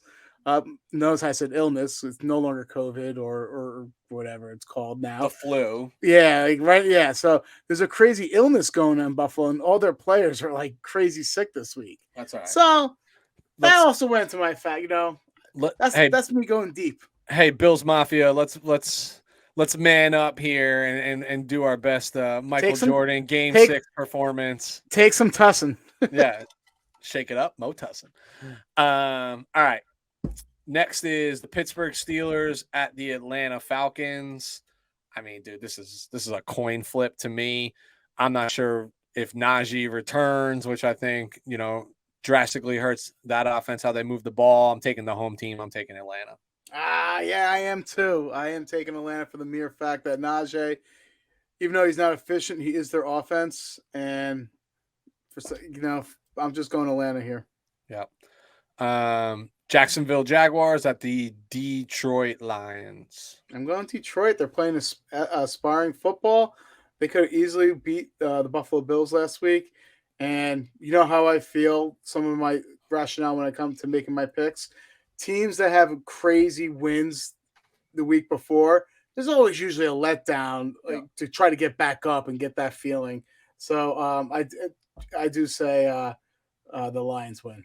Yeah, It's at Detroit, right? At Detroit. I'm Lions all the way on this. I think that emotional win that Jacksonville just did, and this is just par for the course for Jacksonville, right? Like Trevor Lawrence, finally shows that, I think he skates under the radar for being an underperformer, first, number 1 overall pick. I agree. I think he just doesn't get the same scrutiny because I also think it's because he plays in Jacksonville, right? And that's what it boils down to. But it would just be perfect Jacksonville Jaguar-esque for him to come back and beat the Baltimore Ravens to lose to the Lions. To Detroit Lions, yeah. So this is Detroit Lions to me. Yeah. All right. Oh, I skipped a game, but I'll take it. Green Bay at Chicago. That's you. It's me. Is Justin Fields playing? I don't know. Hold on. I'm going to reserve the right as the narrator here to do a quick search on this because this is going to truly change. Really, I never thought that Justin Fields would move the needle that much. Just because of his scrambling ability, dude. Just tell me if he's playing or not. I don't need to know the whole thing. Separated shoulder in week 11. Fields was limited all last week and was dubbed a game time decision. It sounds to me like he's going to play if he was a game time decision last week and gets another week here. For me, I'm just taking Chicago. I'm taking the Bears. I will take the Packers because Rodgers owns them. So, yeah. And that defense has been pretty damn. If they let Mike White, all right, let's say Rodgers has to come out of the game. I'm pretty confident Jordan Love can pull a Mike White.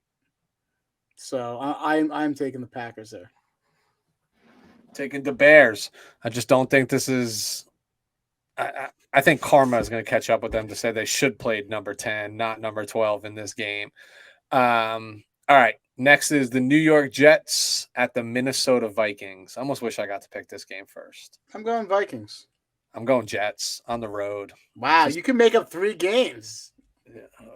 Probably more to come with this slate of games. I just think the Jets are playing inspiring football, right? And like belief is a funny thing with backup quarterbacks. Now this is going to go one of two ways. They're going to win a close game or they're going to get blown out by 40. Haven't we been down this road with Mike White before, though? We have, but like... So why are you going down it again? This is Jeremy Lin syndrome, dude. This is the Jeremy Lin syndrome. I'm buying in. I'm subscribing for at least a 3-game stint here. Okay. I just don't think Minnesota... Like, look, the Jets play pretty good defense, right? Fair to say. Their strength is probably their secondary, right? Fair to say. No, there's no argument there. Thielen most likely out, right? They got plenty. No, he's not. No, he's not out. But I just think like, okay, Jeff, Dalvin hasn't been super impressive with the running game. You know, I don't know. It's at Minnesota. At Minnesota, I'm taking the Jets on the road. Yeah, wow. You're smart to take the Vikings. It's the right play. I know. All right. The Washington Commanders at the New York Football Giants. That's you, buddy. I'm taking the Commanders. Yeah. I agree with you. I alluded to this before, Weston, how I felt like the Giants, it was kind of fool's gold, and you're going to start. This is the slide. They lost, 3 out of the last 4? Yeah. And right? Washington traditionally owns the Giants. The only team they've beaten was the Texans in the last 4. I mean, eventually you need some talent, and they don't have any talent. Yeah, I'm going Washington. Tennessee at Philadelphia. I'm going Tennessee. It's just a not good matchup for the Eagles. They have difficulty going against more physical teams. And guess what? Tennessee is more physical on the both defense and offensive side of the ball. I'm 100% going Tennessee.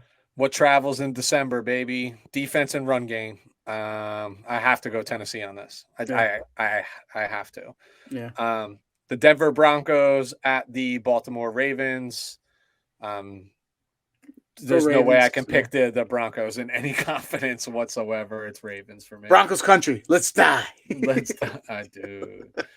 What do you do? Like, what do you do? Like, hold on a second here. Like, what do you do if you win 4 or 5 games this year and it's the start of next season and you hear your quarterback who you potentially want to like kill, right? Because what you gave up to get him is not performing. And it's like the preseason and he's in his like opening presser and it's just like, let's ride. Like, what do you do? Oh, like, man. Even as a teammate, what do you do? Like, let's ride. We were trying to fucking ride last year, bro. Where were you? Oh, man. Yeah, real quick, do you think, yes or no, do you think only half of the team going to his birthday party is a big deal or not a big deal? It's a big deal, bro. It's like Bo Callahan and is it Bo Callahan? Callahan in draft day. Yeah. So. It's a big deal, man. Like, dude, look, I'm not saying your quarterback's got to be the emotional leader and the guy who's rah-rahing on the sideline and doing all of that. I'm just saying he's got to be the most respected player on your team. Yeah. You know what? Frankie brought a good point. I was talking to him about this, and he was saying that, well, it depends.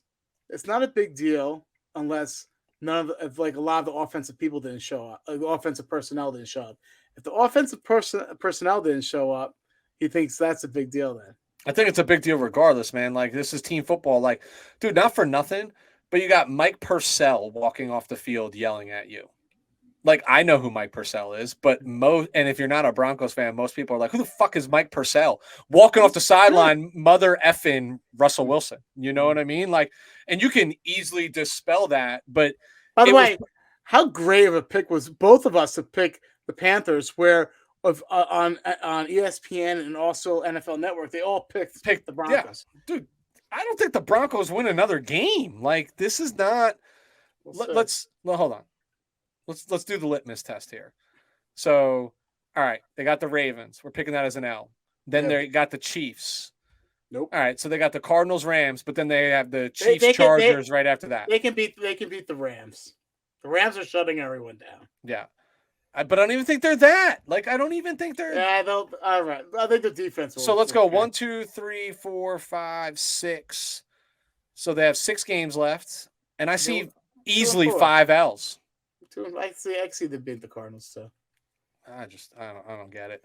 All right, Cleveland Browns at the Houston Texans. You picked this one, actually. Revenge game. Watson, even though his accusers will be there, I think he pulls it out. It doesn't matter. How crazy is that shit? Like they'll be there. Yeah. This is guys, like straight up WWE type of shit. Yeah. I think he'll come out in the stands and like hit Watson with the fucking I can't wait. chair. Sorry that he did the things that he did, but we know how we'll make it right. Why don't you come sit in a box or a suite at our stadium? No, I think did the lawyer get them the tickets or something? I don't know. I mean, it's in Houston, which is what makes it worse, right? Like, be different if it was in Cleveland, you know? Like, hey, we'll fly you out, like, our bad, you know what I mean? Like, it's Bob McNair, the owner. I'm interested. I'm interested to see how much coverage it gets, like, and attention it gets. But you have to toe the line. Like, we're not paid by anybody. We could say whatever the hell we want. Like, the network's got to toe the line, dude. I know. Got to toe the line. We're both going Browns there, right? Yeah, Browns. Seattle Seahawks at the Los Angeles Rams. This is me. This is the Seahawks all day. You just mentioned the Rams are a corpse, man. Yeah. Seahawks. They're shutting everybody down. Donald's not playing. Cup is out. And Stafford's probably not going to play. All right, game of the week, bro. The Miami Dolphins at the San Francisco 49ers. I feel like do you want to go? I feel like you should go first. I'll go first. I'm going to pick the Dolphins to win this game. I think this is the first real test. Like, hey, you're 4 in a row. The 5+ streaks don't happen all the time. I'm going to say the Dolphins, but I take solace in the fact of like, hey, revenge games are funny this way. The AFC loss is not nearly as consequential as like the teams on the remainder of their schedule. So if it's going to happen now, especially if, even if Seattle wins, which they will in Los Angeles, and you lose this game, you still have first place. And then you get a reeling Bucks team. And then you get your head-to-head with Seattle. So there's opportunity to make right on this. So this is not a must-win game. This is you must compete, because the last time a contender came to your house, they smacked you around in the fourth quarter and embarrassed you, right? So, like, I think they should be inspired to compete, but at the end of the day, I think the Dolphins are just a little too much on offense right now. Yeah.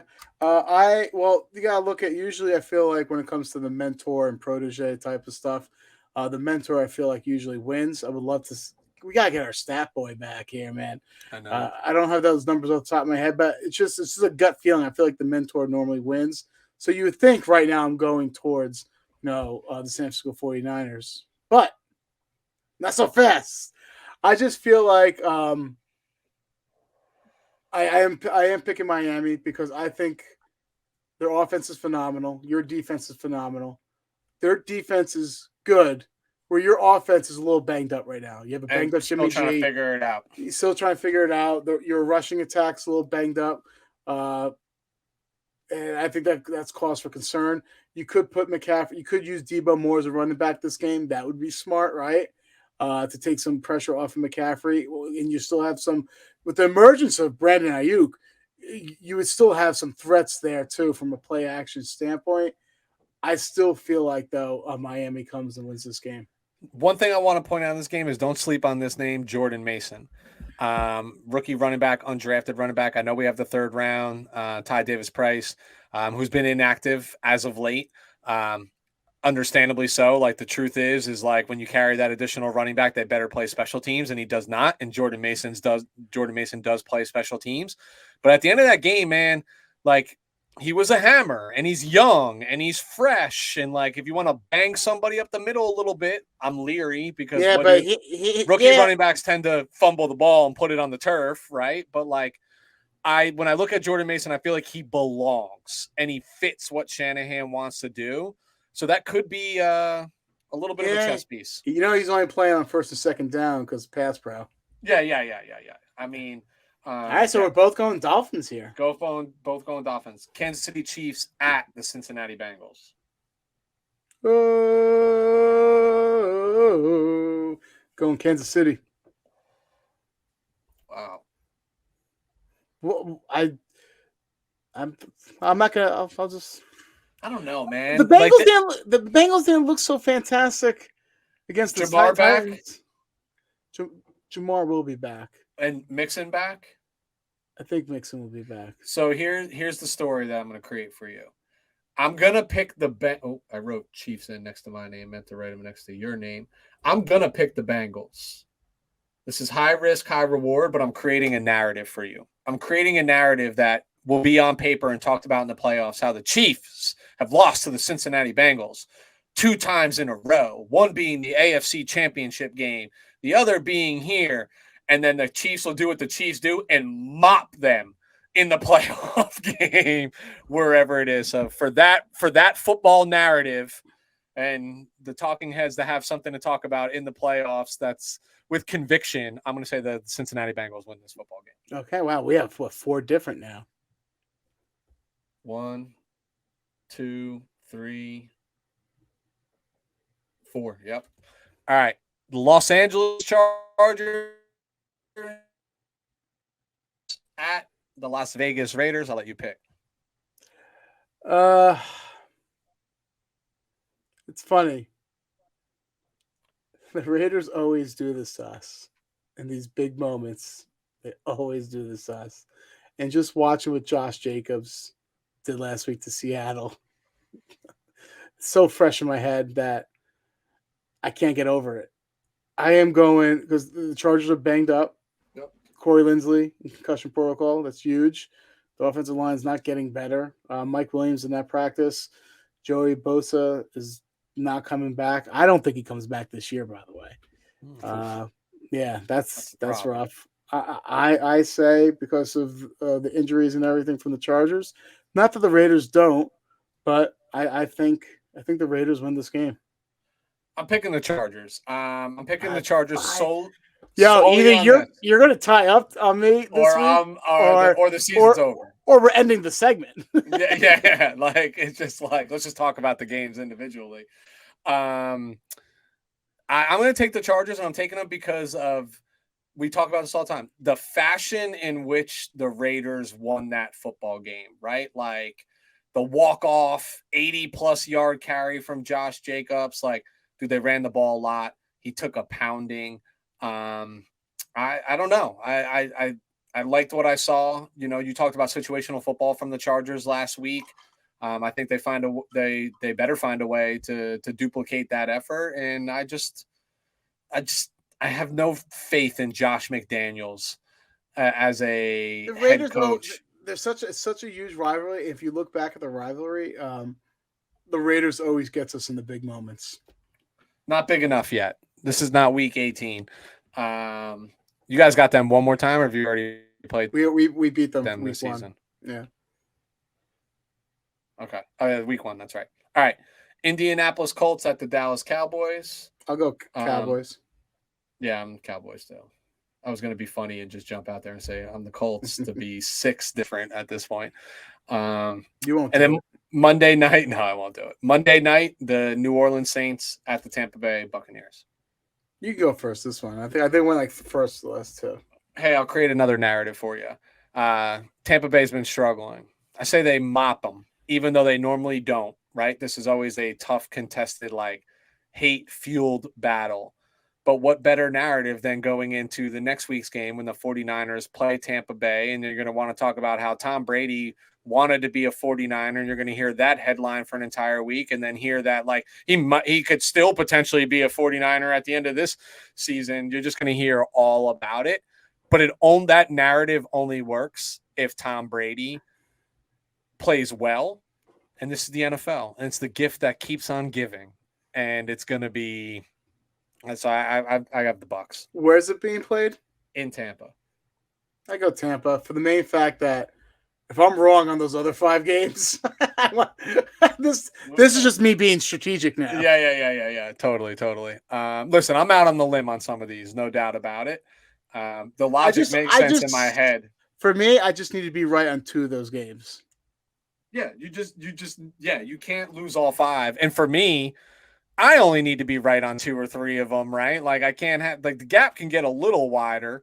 It just can't get 5 games wider. Then it's Then next week, I'm pulling rabbits out of hats everywhere, and then before you know it, I'm 20 games back. You know what I mean? Like can't be doing that. All right, Lou, you got any fantasy tips this week? Got a couple. Okay. By the way, I don't want to really pat myself on the back because I'm a really humble person. Yeah, but sure. Damn, I was pretty on spot last week. I think I had Samaje Perine. I had the Washington's defense. Like I was pretty damn good. So I'm gonna stick with. Actually, I'm gonna pivot here. A pair of Cleveland Browns. Deshaun Watson. Why not? Revenge game. Great narrative. Wouldn't it be funny just to watch him ball out? And if you don't want to play him this week, he could be a pick up and stash type of guy. But in addition to Deshaun Watson, David Njoku. Now, David Njoku started off slow, then got hot, then got hurt. Then when he came back from injury, he was a little slow. Now he's starting to pick it up again. And you have to understand Watson. Great catch in the end zone, by the way, last week in that game. Fantastic. And you have to understand, what's a quarterback's, best friend is that tight end for the safety valve, and him, getting back into the swing of things. I can see a lot of checkdowns to, David Njoku, and they do like to run a lot of tight end screens there. So, and it gets a bad use in defense. So, pair of Cleveland Browns, Deshaun Watson and David Njoku. All right, I was gonna save this one for last, but it just fits the narrative too well for me right now. And just to go to show you that, like, Lou and I don't spend an hour and 40 minutes every night, like every time we record, just agreeing with each other. Quite often we have opposite reactions to certain scenarios, and here it's none the different. My final thought of the fantasy section in bold letters was going to be, do not fall for the low-hanging fruit, and do not start Deshaun Watson this week. Well, yeah. Well, listen. If you don't have to start him this week. I do think he's a stash, though. Well, I think he's been stashed. Strategic players who felt good about their roster competitively, he's been stashed the whole time, and I get it. Like, if you've been holding him, you've been waiting for this moment, and I think he is viable come your playoff push time. But I mean, dude, he's missed 12 weeks of football where he can't practice either, right? Like, so he hasn't been around since training camp. There's new players, right? Like it's not the same team it was in training camp, whether it's injuries and sliding personnel around and doing all those things. I just think it's unrealistic that his first game back with limited repetition is going to light up the scoreboard. I easily see him putting up like 225 passing yards, 2 touchdowns, 2 interceptions, and like 40 rushing yards. You can use those legs, man. When he's all else fails. Sure. Yeah. I mean, listen, that was like 17 points. I was gonna say that sounds like a 20-point fantasy day, depending upon league score. It looks ugly, but you know, lipstick on a pig. Yeah. All right, but so since I blurred that out, I do want to get an actual player. I'm gonna stick with a tight end, believe it or not, and I'm gonna say Cole Kmet. Okay. And let's be very clear about this for a moment. I think, myself included, in certain draft strategies, a lot of people thought they were really smart when the board didn't fall their way with a Kelsey, a Kittle, and Andrews, right? Some of the top tier tight ends that you're like, I got this guy pegged late. I don't think he's on anybody's radar. I'm going to look like a genius when I pick him up, right, as my starting tight end. And clearly that has not come to fruition, right? So we haven't felt smart about that strategy. But I do think if Justin Fields is back, Darnell Mooney out in a more favorable matchup against Green Bay, I think due to game flow, they're going to have to throw the ball a little bit more than they want to, which is bad news for the Packers, just because I think the more passing attempts they have, the more Justin Fields is going to run around the field. And it's essentially hard to equate for the 12th offensive man, which is a quarterback's legs. But I like Cole Kmet this week. Okay. So I was going to say Garrett Wilson because he balled out, but he's no longer like, I feel like he's no longer like a surprise anymore. Dude, I've been starting him all season in our league. So what I'm going to say, Elijah Moore, he faces the Minnesota Vikings, who are fifth worst against wide receivers. So throwing Moore in there. Moore had a touchdown last week, right? He had 4 targets, which is 4 more than he normally averages. And you have to think about game flow. If the Vikings in their powerful offense do get out to an early lead, you got to like his chances, to gain additional targets. So Elijah Moore, in conjunction with Garrett Wilson too. So those two Jet receivers. Yeah. My last one is I got 2 here. I'm going to go with the name that I mentioned just before. Like if you're in running back purgatory right now, like Jordan Mason's a play. Like he's going to be the number 2 back in this game. Like you might see some Ty Davis Price, but I really think like that irritation for CMC is gonna be concerning. And for all the things that I said earlier about like this game doesn't feel like must win, right? There's minimal.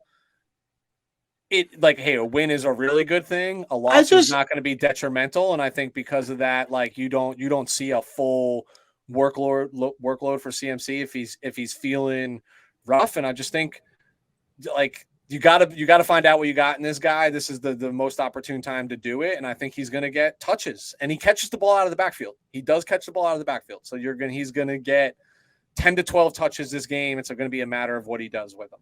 Okay, I have one more too, real quick, and then we can wrap this up. Yep. Tight end Daniel Bellinger for the New York Giants. He was out for injury, but before his injury, his last 2 games he played in, he scored 11 and 15 points. You got to pick him up, see if you can rekindle some of that that magic he had with Daniel Jones against a Washington defense that's probably not going to give Jones a lot of time to throw, right? So he's going to look for a lot of quick dump offs, and I think that he can add another element to their offense. Might not be pretty, but I can see him getting into the end zone. Yeah, I mean, listen, Bellinger was a sneaky fantasy play early in the season, and the injuries certainly derailed that. So that's it for me from a fantasy perspective. Sounds like it is for you. We'll keep the receipts. We'll come back and see how we fared. I'm more nervous about the slate of games here and us having 5 games different. I think that's by far our largest differentiation gap in any given week. So exciting times are upon us. But Lou, that wraps us up with our Week 12 coverage and our forecasting of or foreshadowing, I should say, is the more appropriate term for Week 13. So before we get out of here, let's again remind the listeners where they can find us. At WTF Pod NFL on Twitter and Instagram, and Weston on YouTube. We're talking football. Like, subscribe, still pushing to grow those numbers. And we're going to continue to plug and do everything that we can. Be on the lookout for this content to be up definitely before tomorrow's games. But Lou, other than that, always a pleasure to reconvene after the holidays and look forward to catching up again next week, man. There it is.